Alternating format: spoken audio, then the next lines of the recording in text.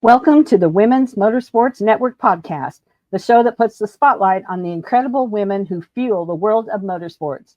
From drivers to crew members, engineers to fans, and everyone in between, we're here to celebrate the trailblazers, dreamers, and doers shaping the sport we love. Each episode, we share inspiring stories of females of all ages from every corner of the motorsports universe, past, present, and future. It's a journey through the seasons of life filled with heartfelt moments, laughter, and a whole lot of horsepower. So, whether you're a lifelong fan, a racer yourself, or simply curious about the extraordinary women behind the wheel, settle in, relax, and enjoy a fun and uplifting ride with us. This is the Women's Motorsports Network podcast, connecting and celebrating women in motorsports, one story at a time. Let's hit the track.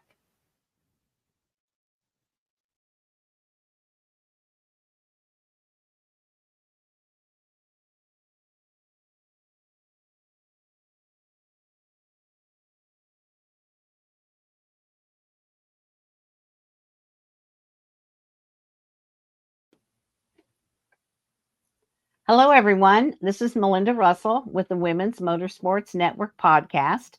And my guest today is probably going to be a name that you've heard of. And so I'm excited to have Tatiana on with me. She's going to share a little bit about herself and her family, and so we can get to know her better. So, Tatiana, take it away. Melinda, thank you so much for this space, for sharing incredible stories about women in the sport. Um, my name is Tatiana Calderón. I am originally from Colombia. I am in the middle of two siblings. So, older sister who today is my manager in all the racing stuff. I have a younger brother who was more interested in tennis and other sports than racing. So it was the two girls that really started racing. My parents, they grew up with a little bit of like cars around them, but they never really raced. So um, I'm 32 years old, and that's me. Do you have any pets or not? That doesn't work when you travel, probably. Yeah, sadly, it doesn't work. I love dogs. My brother has a little dachshund, and he's like the king of the house. Oh, So yes. I'm happy to be an aunt because Yes, then you can just play with them and leave them when you're traveling. exactly. That's for sure. So, Tatiana, how did you get interested in motorsports? What do you remember about motorsports from the beginning? I remember like my sister, she's 7 years older than me. My dad gave her like a motorbike, uh, and she started like just driving around it. And then later on, I started to get into bikes as well. But really, when I started racing was we went to a rental go-kart track near a house in Colombia. We bought a 5 minute ticket, and I fell in love with speed and adrenaline. So it was like something we shared as sisters. Before, Mhm. we wouldn't really interact that much with each other because there's this 7 year Right. difference. So we started going there every day after school. and and we quickly started to watch like Formula One races. And by that time, there was Juan Pablo Montoya, who's Yeah. this big Colombian racing driver Mhm. who really inspired a lot of this generation of race car drivers here in Colombia. And that was when I realized that I want to reach the highest level of motorsport, and I want to be a race car driver. But of course, it takes time to convince your parents that this little Sure. 9-year-old girl wants to race cars for a Uh-huh. living.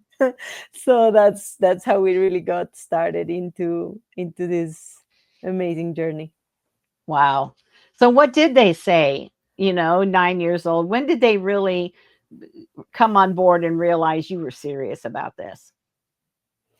I think I'm very I'm a very determined person. When I want something, I really like go all in. So I was like begging them every day, like, I wanna go kart, I wanna go every day to the racetrack. And they were like so annoyed by me trying to get to the track, that they started to realize how much I wanted to be a race car driver. And they always like, if you don't have good grades at school, there's no more racing. And I was always like really good at school, so they every time they tested me, I responded well. But I think really the moment that I realized that, or they realized, that this could happen, that I could be a race car driver and do this professionally, was when I started racing in the States, and I won this prestigious karting championship called Stars of Karting in the East Coast. And that's when, it's something to win in Colombia, like, Hmm. but something to win in the States Right. against like the best karters. So I think that's when everything really started to click. And they decided to give me an opportunity, not to continue to, like, not to go to university, but to dedicate myself fully to racing. So where did you go then to do that? Um, so I moved to the US when I was 17. Mhm. I started like single seater racing after all my karting career in Star Mazda, in the Road to Indy program, um, with Juncos Racing, which the team today is in IndyCar. So we have like a lot of history together. But that's how I started. Like, I left Colombia, I went to race in the States, and a year later I went to Europe and started living there. So I spent 15 years of my life living in Spain.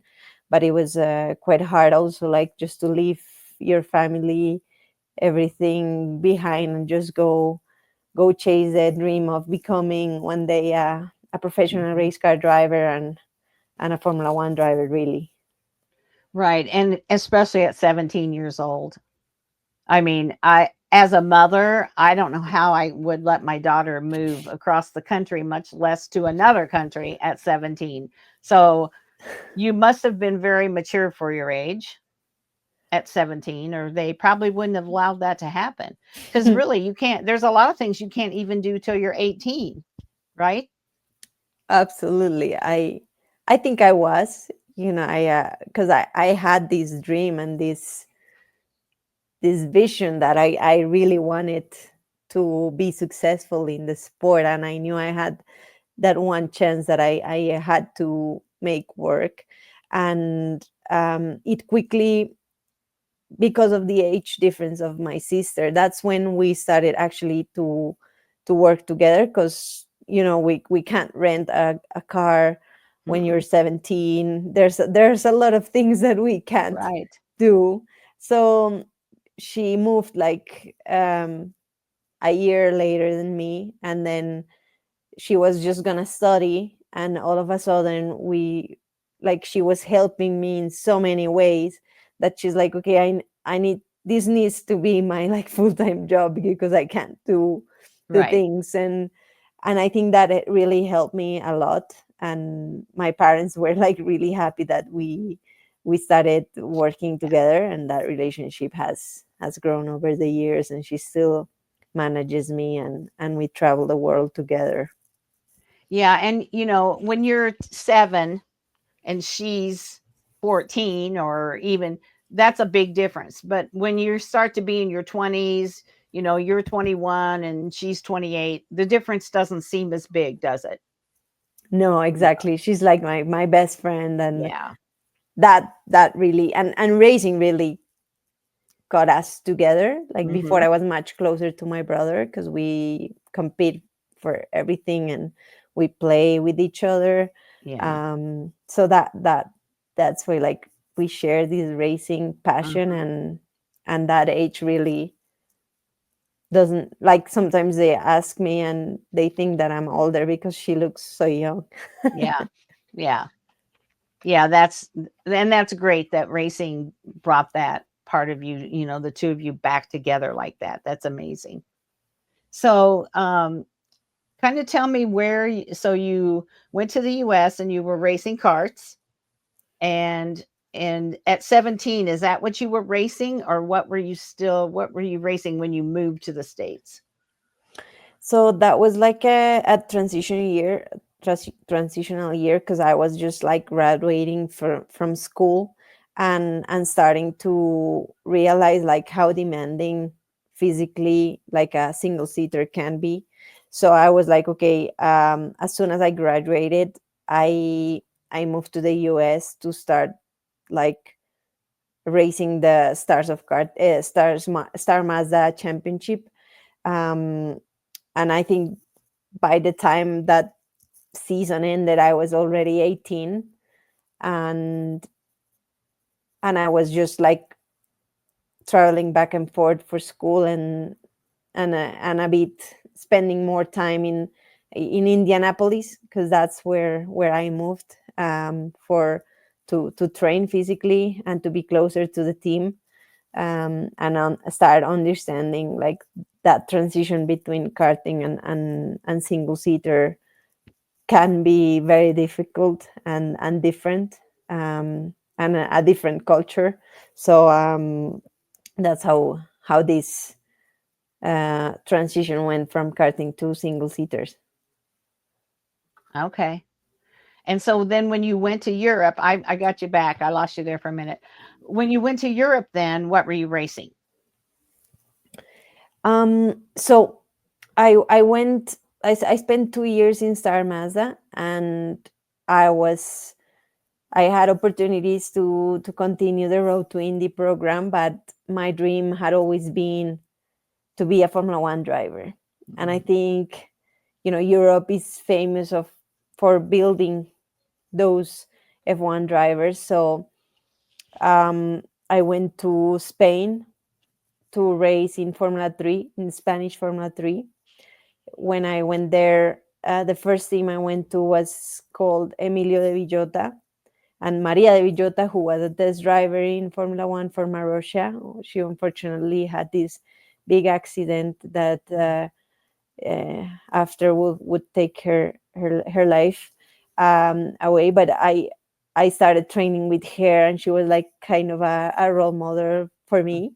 And that's when I started my the second part of my career, I would say, in Europe. So I did a lot of years in Spanish Formula 3, British Formula 3, FIA Formula 3, where I raced against Charles Leclerc and Max Verstappen and all this generation of Formula 1 drivers. But that was also very difficult time, right? Like whenever you move to a different continent or country, you have to learn like the culture and the tracks and the level of competition that there was. It takes time to adapt. Yeah. Yeah, for sure. And it's one thing to move to another country and learn maybe the culture, but also the food and where to go. But then to learn all the racing things along with it, that's kind of like a double whammy, isn't it? You're just kind of a fish out of water until you get all that under your belt. Yeah, imagine two girls from Colombia Yeah. um, knocking the door, and it's like, okay, I'm with my helmet, and okay, who's the driver? Hmm. Sometimes I went with my dad, and he was like, no, she's driving, so it Yeah. was not easy to be No. a woman in the sport. It isn't easy No. until today. Like there's a lot of things that need to change, Hmm. um, but I was really glad that I was able to come through it, and I think it made me a better, more complete person, driver, and yeah, I'm so grateful that I've been able to compete in so many like championships. I did Formula 2, I did Super Formula in Japan, managed to do a couple of races in IndyCar. I did Le Mans, I'm racing in IMSA, so I can't complain. But for sure, I think there's a lot of things that I still want to achieve in the sport, and also like to bring the sport closer to women, because I think there's a lot of things that maybe are is still um, it's not equal for Hmm. all of us yet. So I'm That's very true. passionate about that too. And there's still barriers, you don't see any women in F1 yet. And I can't believe that there aren't some women that would have been or are talented enough to be there. And there's a lot of, I would think. And so it's almost like baby steps to get the women up into those ranks, but it's so much better than it was. And at least now you see women in the paddock area doing other jobs, even if they're not driving, and that's a step forward as well. Yeah. For sure, I think like women's sport is growing so much, and with that comes motorsport as well. I think maybe we're behind in compared to other sports, but it's Uh-huh. because it's one of the only sports where we compete in equal terms, and there's no gender, or it shouldn't be a gender Hmm. differentiation. So I think there's a lot that we can all do together, like as women, to stand um, for certain things and barriers that are still there, but need to be banished. So I think um, hopefully we'll see those changes come, but it takes time, right? Hmm. It does take time. And I think back to 2017 when I started the Women's Motorsports Network. You didn't see near the women involved that you do now. And it hasn't really been that long, 8 years. I mean, that sounds like a long time, but in the scheme of things, it really hasn't been that long. And every time you turn around, we see women doing more and more and more in motorsports. And so I think it's growing a little faster, and things are getting better more quickly, I hope, anyway, for my friends that I want to see racing at the top level. So, for sure. So, what was the hardest thing to learn when you first started driving? Like, if you're karting or going to the States, what were some of the most difficult things you had to overcome? I think, sometimes you feel like you don't fit in because it's you see only, when I was growing up it was only men, and I thought, okay, I want to be one of them, but in a way I wasn't.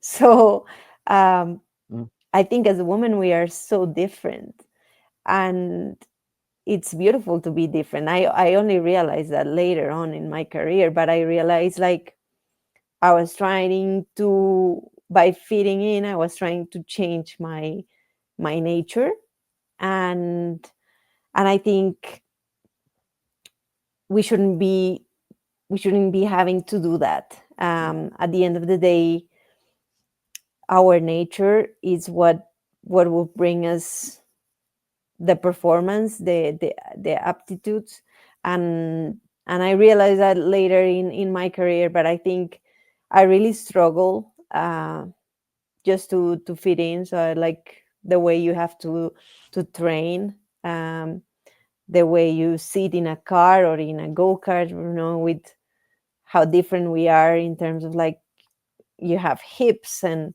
then you don't fit in well in certain things, and you I always tried to like to just to work harder and to shut up and not complain about anything. But in a way, I think realizing that you're different and that you need different things is what really will bring us closer to equity, and to really demand for those changes. So I think that was the hardest thing, to really um, being motivated, even though like I didn't know if I was going to be able to match some of the guys I was competing with, but realizing that you can in a different way was that that gave me like the confidence to continue to push my limits and not to let any other person or atmosphere determine how far I could go. You know, it's it frustrates me, I guess, at times to think that it's so hard for women to find sponsorship and feel like they get the recognition that they deserve. And that's one of the reasons I do this, is to tell the stories of women in motorsports and kind of get their names out there. But um, I hear stories, and when I think about you moving at 17 and the things that you didn't know, there was a lot of things you didn't know because you were young, and all the things you had to learn, and there had to be heartbreaking days, and you were away from your family, and you know I can't even imagine how hard that is. And yet the passion that you have for motorsports kind of put all that behind you, didn't it? It was like, no, this is what I really want to do, and if this is what it takes for me to get there, I'm not going to let anybody stop me. And that's kind of who you are, isn't it?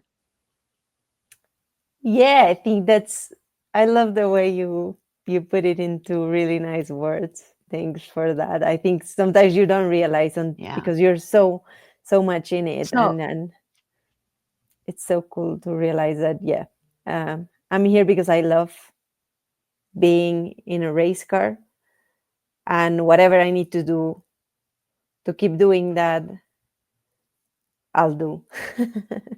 Tatiana, do you think that, I mean, you've gone through a lot to get where you are. Is motorsports a good sport for women to be involved in, or little girls to get started in? I think right now it's a good time. I don't think 20 years ago it was, but thankfully I Yeah, didn't know that. Um, but I think, yeah, there is hope for us, and I really do think um, that there will be a point where we will have the opportunities, the right opportunities to show our talent. And I think the beauty of motorsport is that, there's so many different cars. They can look so different and react so different, but at the end of the day you can do the same lap time, and they can look so, like, completely opposite. So I think we can set up something where women and men can compete in equal terms, and we don't have to change our nature to fit in. And I think that's going to be the key for the future and for the next generation. absolutely. Very well said. So, do you have a favorite memory from your racing time? I think I have a lot of memories, like from going to the racetrack with my family, because it was like, okay, my dad was like sort of my mechanic at the beginning. My mom was like the one who takes the times, and it was my sister and me, and we didn't know anything about racing. Like, we could have put the rear tires in the front and vice versa, and really we had no clue. And I think just that discovery, and that family reunion and dream, in a way, was really really nice. But obviously, I think realizing that dream in driving a Formula One car in 2018, where I had that chance with my whole family with me, was like one of those really special moments in my career. Being with your family and those memories are things that nobody can take away from you, for sure. That's those are with all of you forever. And it's not about the trophies and the money and the whatever. It's about that, for sure. Yeah. Because Totally. race car drivers don't race into their 80s. There's going to be a stopping point, and you will have a lot of good memories, but the most important ones are the ones you made with your family, for sure. You said something so beautiful, and it's sometimes we measure like our success based on like trophies, but particularly in this sport, has it's not in this way. It's like if you challenge yourself and you overcome barriers and obstacles and you help people in that process, and you can share it with the people who work so hard to get you where you are. I think that's Mhm. what really matters. And Yeah, I agree with you there. I've said more than once, if every motorsports went away tomorrow, I'd still have so many friends that I've made, people that I've met like you. I mean, how would we have ever met, right? But motorsports brought us together. And so it's just such a blessing for me to be able to be involved and not be a driver or an engineer or a crew chief, but yet I have the privilege of telling the stories, and I've just met so many amazing women. It's unbelievable for sure. So, Tatiana, I know you probably use social media, and how do you use that? How do you use that to, share about your races, promote your racing, or maybe your sister does that for you? I don't know, but and where could people find you so they could follow you? yes, I think it's so important right now to have social media presence, like to get sponsorship, to get people involved, to get the information across, right? I think it's so important. I still manage all my like social medias. You can find me on Instagram as Tata Calde 7. I have also TikTok and Facebook and X with the same sort of name. um, it's hard to manage, I have to admit. Sometimes, there's a good way to handle like all this social media, the comments, um, there's there is this bad and good side of it. But it's incredible for me to have felt like there's so many messages I get from young girls who either they want to be engineers or they want to be racing drivers, their parents asking about advice. And it's a great tool to sort of connect and guide people in this beautiful sport. So I'm very grateful, and any message that anybody wants to write, I'm always trying to reply and to guide them in the right direction, so please reach out. Well, that's very generous of you because I know you're very busy, but yeah, that's awesome that you were willing to do that. So, when is your next race so we can kind of keep up with what you're doing? So I'm currently racing in the IMSA WeatherTech Championship, in the GTD category on a Ford Mustang. And my next race is in Indianapolis on the 21st of September. We also have the 10th of October, like Petit Le Mans. So I only have two races left this season, but we just came from our best result in Watkins Glen with a sixth place finish. So hoping that we can keep the good momentum up, and hope to see many of you at those events and at the track. Yeah. Yeah, that was a good finish, and I know you're going to do well the next however many races you have. Hopefully, you get to do some more, but IMSA, I can follow that on television, on streaming, and so that's easy for me to keep track of you there. And I know, I just had a conversation with someone about streaming and how they were of the opinion that it's hurting our tracks, and yet I can't go to the IMSA races everywhere. I can't go to out east and what and so it gives me the opportunity to stay in touch with the women that I've interviewed or met, and for me it's a blessing. So I love being able to follow and see what you're up to for sure. So is there anything that we haven't talked about that we should share with my listeners? No, I think you touch base on on every aspect Okay.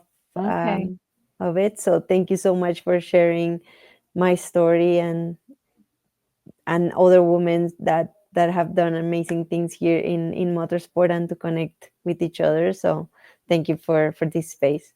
Oh, you're welcome. I'm so glad we were able to connect. Isn't it amazing what technology will do? It'll let us feel like we're in the same room together. Except, I was telling you about my green hair. I don't know why. I don't know why all of a sudden my system wants to have me do that. So I apologize for that. But Yeah.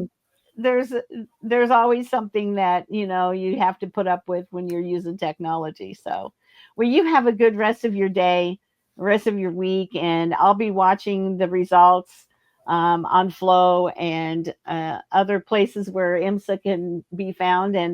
And please stay in touch. I'd love to keep track of what you're up to, and I'll probably hopefully see you in Indianapolis maybe in December. Sounds perfect. Thank you so much. And All great to right. connect. We Thank stay in you. touch. Picture this. You're at the track looking at all the merch trailers. What do you see? Shirts and hats everywhere. And you think, I want more. That's how Four Left Turns was born. At Four Left Turns, we create unique products for race fans. Our retail website is fourleftturns.net. And if you're looking to stock your gift shop or merch trailer, we also sell wholesale. Four Left Turns is a one-stop shop for everything racing. Well, except shirts and hats. We don't do those. Made for race fans by race fans, fourleftturns.net. That's it for this episode of the Women's Motorsports Network podcast. We hope you've been inspired by the stories I shared today and feel more connected to the amazing community of women in motorsports. Remember, whether you're behind the wheel, in the pits, or cheering from the stands, your story matters. And together, we're driving change and celebrating every milestone. If you enjoyed today's episode, be sure to subscribe, leave us a review, and share it with someone who loves motorsports as much as you do. And don't forget to follow us on Facebook and Instagram for updates, behind the scenes content, and more incredible stories. So until next time, stay inspired, stay connected, and keep racing through life. This is the Women's Motorsports Network podcast, where every woman's story is worth celebrating.